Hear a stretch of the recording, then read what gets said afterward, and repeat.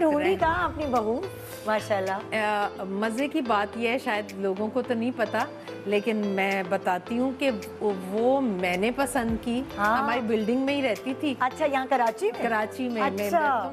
मैं 4-5 साल से मैं उसी बिल्डिंग में रह रही थी, लेकिन मैंने कभी उसको आते जाते देखा नहीं था। अच्छा। उसकी अम्मी से मेरा बहुत अच्छा सा वास्ता पड़ता रहा, और कभी वो कोई थैलियाँ लेकर आ रही होती थी शॉपिंग करके, तो सलमान अरसलान होते थे मेरे पास मौजूद, तो वो उनकी वैसे ही आदत है, वो पकड़ लेते थे हाथ से। अच्छा अच्छा कि नहीं नहीं आंटी मुझे बताएं कौन सा फ्लैट है आपका, तो इस तरह से। ओह तो अच्छा। वो ना हमेशा देखती थी, और मुझसे तो उनकी बातचीत थी, तो मुझे हमेशा कहती थी कि सबा मेरी बेटी के लिए कोई रिश्ता हो तो बताना।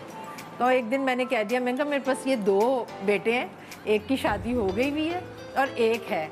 कहती यही तो चाहिए मुझे। अल्लाह माशाल्लाह। मैंने ऐसे कहा, जोड़े आसमानों पे बनते हैं। आसमानों सोचिए पे आप लाहौर में रहती हैं, यहाँ शिफ्ट हुई हैं, यहाँ काम कर रही हैं, और वहीं आपको पड़ोसन मिल गई। तो वो बस मैंने कहा मैंने तो इनकी बेटी नहीं देखी हुई, तो एक दिन मैंने अच्छा बगैर देखे आपने कह दिया? नहीं उन्होंने मुझसे कहा कि मुझे मेरे ऐसा पास ही तो उन्होंने कहा मेरे पास तो 2 हैं, मैं मतलब लाइक होता है ना। 2 हैं, एक की शादी होगी एक ही है। मैं तो ऐसे मजाक में कहा।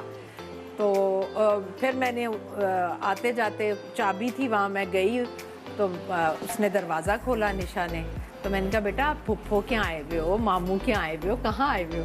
कहती है नहीं आंटी ये तो मेरा घर है, मैं निशा हूँ इनकी बेटी। और उसने हाथ में तफसीर की किताब पकड़ी हुई थी और दुपट उसने वो लिया हुआ था।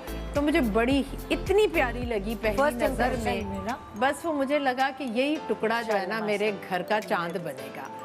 तो मैंने बेटे से आकर कहा, मैंने कहा अरसलान वो बहुत प्यारी है।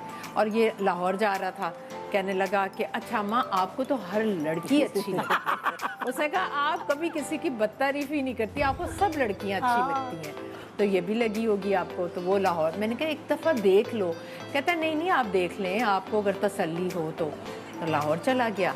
उसके बाद तो मैं तो उसके पीछे पड़ गई। मैंने कहा चलो तुम बात कर लो।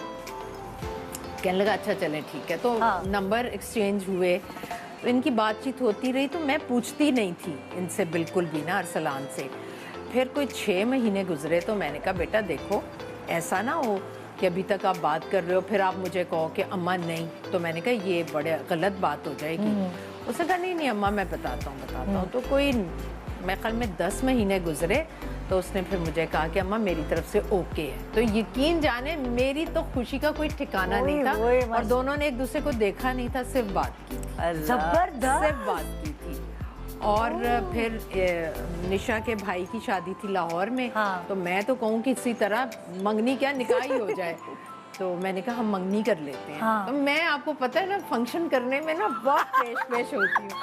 तो उसकी अम्मी ने कहा जी जैसे आपकी मर्जी।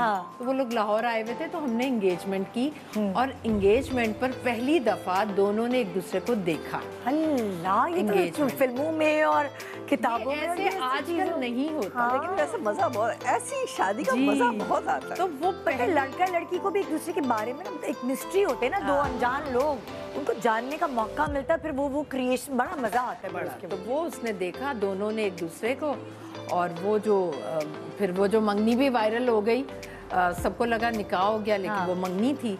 फिर उससे 11 माह बाद खैर से मैंने फिर माशाल्लाह शादी कर दी। उस दौरान भी वो नहीं मिले। अच्छा, वो नहीं मिले उस दौरान भी, मंगनी से शादी के दौरान भी।